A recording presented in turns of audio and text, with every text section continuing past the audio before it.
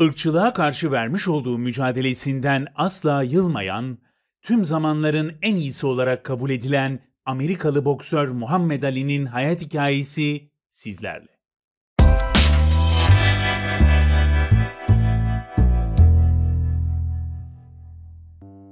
Müslüman olmadan önce ismi Cassius Marcellus Clay Jr. olan Muhammed Ali, 17 Ocak 1942 tarihinde Amerika'nın Louisville şehrinde babası Cassius Marcellus Clay ve annesi Odessa Grady Clay'in oğlu olarak dünyaya geldi. Cassius Clay'in babası Cassius Marcellus Clay, sokak levhalarını boyayan bir boyacı, annesi Odessa Grady Clay ise ev hanımıydı.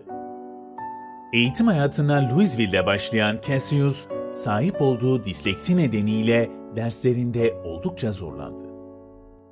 1954 yılında babasının kendisine hediye ettiği kırmızı renkli Schwinn bisikletini çaldırdı.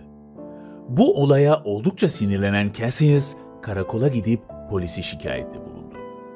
Oradakilere hırsızı yakalayıp dövmek istediğini söyleyince, polis memuru Joe Elsby Martin önce boks yapmayı öğrenmesi gerektiğini, eğer isterse kendisine öğretebileceğini iletti.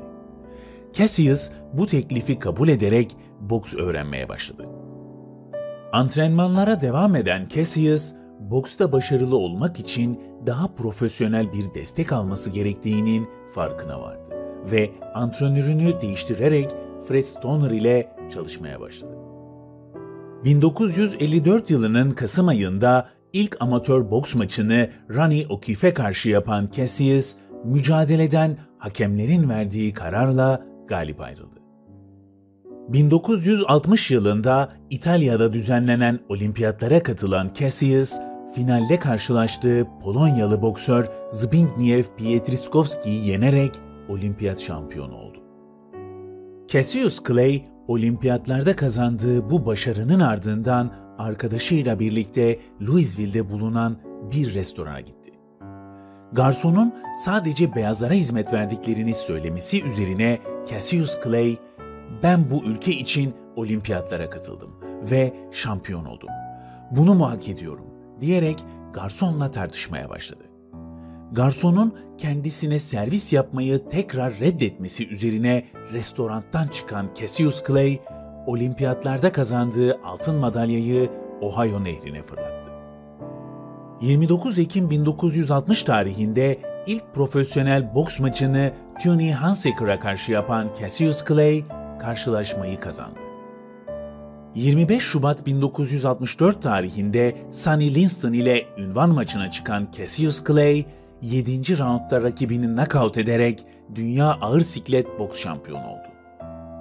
Uzun süredir içinde bulunduğu koşulları sorgulayan Cassius Clay, kökenini araştırmaya karar verdi. Yaptığı araştırma sonucunda Afrika kökenli olduğunu ve dedelerinin İslam dinine inandığı bilgisine ulaşan Cassius Clay, siyah-beyaz ayrımına karşı çıkmasının yanında hak ve eşitliği de savunduğu için İslam dinini seçtiğini açıkladı ve adını Muhammed Ali olarak değiştirdi. Bu kararın ardından üstünde gün geçtikçe artan bir baskı oluşmaya başladı. Ancak Muhammed Ali tüm bu olumsuzluklara rağmen inancına bağlı kalmaya devam etti. 1965 yılının Mayıs ayında ünvanını korumak için Sonny Liston'a karşı rövanş maçına çıktı. 2 dakikadan az süren mücadele sonunda rakibini knockout ederek yenen Muhammed Ali, dünya ağır siklet boks şampiyonu ünvanını korudu. 1966 yılının Şubat ayında Amerikan hükümeti tarafından acil koduyla Vietnam Savaşı'na çağrılan Muhammed Ali, "Vietnamlılar bana hiçbir kötülük yapmadılar. Neden onlarla savaşayım?" sözlerini kullanarak savaşa katılmayı reddetti. Verdiği bu karar sonrası Muhammed Ali hakkında dava açıldı ve 28 Nisan 1967 tarihinde önce Dünya Ağır Siklet Boks Şampiyonu unvanı elinden alındı, daha sonra da New York Eyaleti Atletizm Komisyonu tarafından boks lisansı askıya alındı. 20 Haziran 1967 tarihinde mahkeme tarafından askere gitmeyi reddetmek suçundan mahkum edilen Muhammed Ali, 5 yıl hapis ve $10.000 para cezasına çarptırıldı. Kefalet ücretini ödeyip serbest kalan Muhammed Ali, hakkında verilen mahkeme kararının Amerika Yüksek Mahkemesi'nde tekrar incelenmesini talep etti. Savaş karşıtı olan kolej ve üniversitelerde konuşmalar yapan Muhammed Ali, Vietnam Savaşı'nın uzamasının da etkisiyle kendisine verilen desteği zamanla arttırmaya başladı. 11 Ağustos 1970 tarihinde Atlanta Şehri Atletizm Komisyonu tarafından boks yapma izni verilen Muhammed Ali, ilk boks maçını 26 Ekim 1970 tarihinde Jerry Corey ile yaptı ve karşılaşmayı kazandı. 8 Mart 1971 tarihinde New York'ta Joe Frazier ile boks maçına çıkan Muhammed Ali, profesyonel kariyerindeki ilk mağlubiyetini aldı. Birçok Amerikalı tarafından 100 yılın boks maçı olarak adlandırılan bu karşılaşmada Muhammed Ali, savaş karşıtları, Joe Frazier'da savaş yanlıları için bir sembol olarak görüldü. 30 Ekim 1974 tarihinde George Foreman'ı 8. raundda knockout ederek Dünya Ağır Siklet Boks Şampiyonu unvanını geri aldı. Mücadeleyi canlı yayında dünya çapında yaklaşık 1 milyar kişi izledi ve o dönemde bu rakam bir rekor olarak kayıtlara geçti. 1976 yılında Japon Antonio Inoki ile bir dövüş müsabakası yapan Muhammed Ali, karşılaşma sırasında aldığı darbeler nedeniyle bacağında pıhtı oluştu.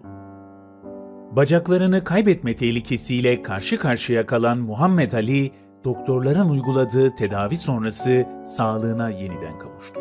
Ancak bacaklarında oluşan hasar, boks kariyerinde performansını olumsuz yönde etkiledi. 15 Şubat 1978 tarihinde Leon Spinks ile karşılaşan Muhammed Ali, hakemlerin verdiği kararla hem karşılaşmayı hem de unvanını kaybetti. 15 Eylül 1978 tarihinde rövanş maçına çıkan Muhammed Ali, karşılaşmayı kazanarak Dünya Ağır Siklet Boks Şampiyonu unvanını geri aldı ve bu unvanı 3. kez kazanan ilk boksör olarak adını tarihe yazdırdı.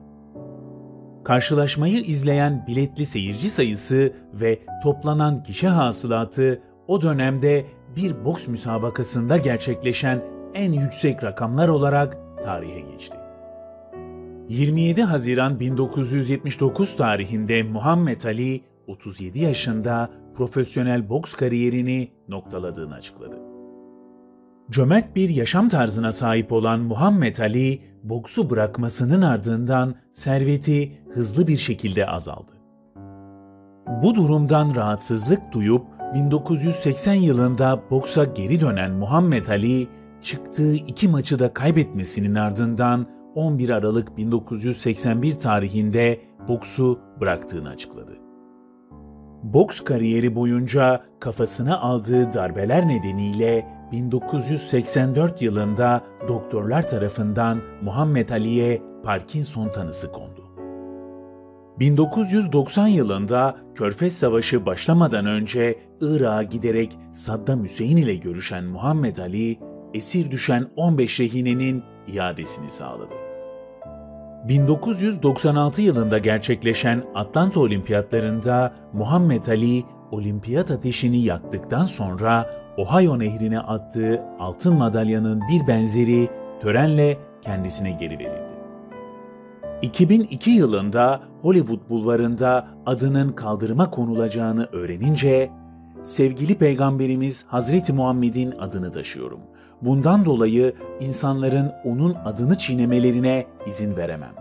sözleriyle tepkisini dile getiren Muhammed Ali'yi organizasyonu yapan komite haklı buldu ve isminin yazılı olduğu yıldızlı mermerin duvara monte edilmesine karar verildi. Irkçılığın had safhada olduğu o yılların Amerika'sında ayrımcılığa karşı onurlu bir mücadele veren Muhammed Ali, 3 Haziran 2016 tarihinde septik şok nedeniyle Arizona'nın Phoenix kentinde bulunan hastanede hayata gözlerini yumdu. 10 Haziran 2016 tarihinde dünya çapında yaklaşık 1 milyar kişi tarafından izlenen cenaze töreninin ardından Muhammed Ali Kevhil mezarlığına defnedildi. Paylaştığımız biyografiyi sonuna kadar dinlediğiniz için sizlere çok teşekkür ederiz. Değerli yorumlarınızla, beğenilerinizle ve de paylaşımlarınızla daha da geniş kitlelere ulaşacağımızı lütfen unutmayın. Sevgiyle ve takibimizde kalın.